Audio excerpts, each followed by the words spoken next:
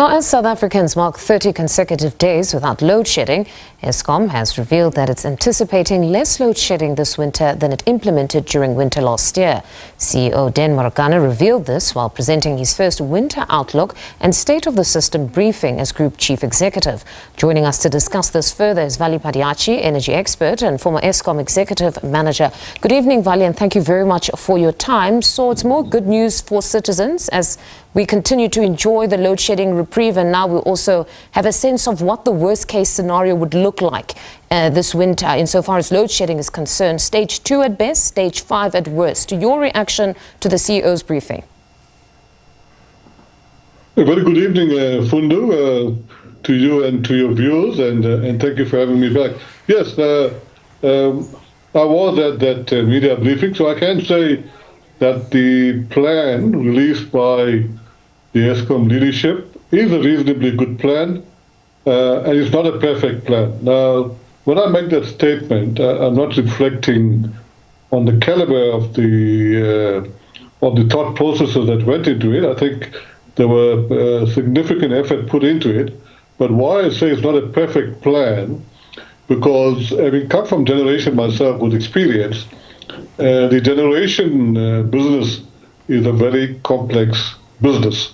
So, and given that generation, the performance of generation has to be at a higher level that reflects the performance of Eskom, that is where I see the challenges are. Let me reflect on that very quickly. Eskom, albeit with the plan that it's got, they've learned a lot over the last many years, so the plan is getting better and better and better, but they do not have total control of all the factors and parameters that go to make up the plan.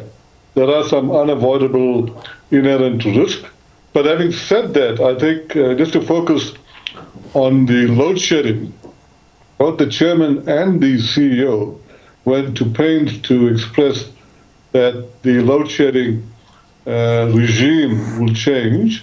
So they are saying that the plan is not perfect, so there will be load shedding in winter. And what they've said, and just to get a bit of detail, they said the best case scenario, there will be 5 days of load shedding at stage 1.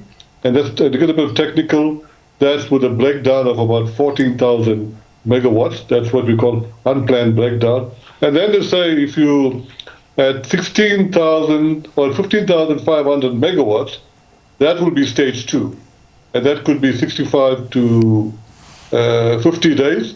And then the worst case scenario, what the CEO has said, if you get up to 17,000 megawatts of breakdown, then you could get to stage 5 load shedding. So what they are saying, and they've been honest about it, that the grid is still unstable, it's still erratic, and we will still have load shedding. I want to take you back to your statement that there are still unavoidable inherent risks, because if we're going to prematurely celebrate that the worst case scenario is stage 2, we have a problem if we don't look at the inherent risks. Yes, I think we must not celebrate. We must celebrate that they have made some improvements since last year, so that's admittedly. But there are some key unavoidable risks. One of them is, which I've constantly reported on, is that Eskom still does not have a reasonable, in fact not reasonable, they don't have any reserve margin on the grid, meaning there's no headroom. Now, what do I mean by reserve margin? It should be about, according to global norms, 10 to 15% of demand or capacity above the maximum demand. And why that's important, Fundu, very quickly, is that it allows the system operator flexibility so that when there are breakages on the system, generation, etc., units come offline, the system operator can accommodate that, and the customer won't see it. But by not having that reserve margin, in fact, we're going to negative connotation. They can't do that. And of course, the other important parameter from a generation perspective, risk, is that the energy availability factor, albeit it's improved from the 50s to 61, it's still not at a level of, let's call it comfort. And I'm also sort of tongue-in-cheek say that Eskom is saying that if they reach an energy availability factor of 70%, it's world-class performance. It cannot be world-class performance because at 70% you may stop load shedding, but you will not reach comfort levels for noon. And then just in closing, you do continuously state that the CEO was quite measured in his address, stating that in as much as they are pleased with the progress, Eskom is not out of the woods as yet. The Democratic Alliance says the best thing to do right now is to cut state monopoly. And a number of the political parties now, ahead of the elections in their manifestos, have put together some sort of a plan to deal with load shedding. And a number of other political parties to say, bring in new entrants, bring in new players. Your views on just this position that's coming out from most political parties? Well, that's happening. That's not new, Fundu. Since the creation of the NEACOM, the Presidential National Electricity Crisis Committee, and the EAP, Energy Availability Plan, that is happening. I mean, so at the moment, at a very high level, you've got Eskom, and the municipalities and the private sector are playing a significant role in trying to arrest this problem.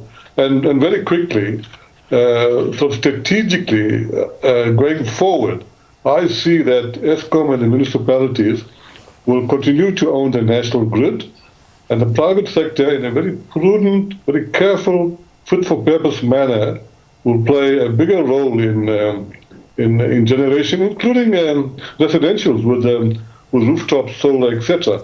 But Fundu, my final point on this is that good performing governments still need to take the lead in this space, because South Africa, and I keep on saying this, we have 95% poor people and 5% rich and middle class. We must not make the mistake and emulate policies and procedures exactly like Europe, where there are 5% poor people and 95% rich and middle class. That is a big difference.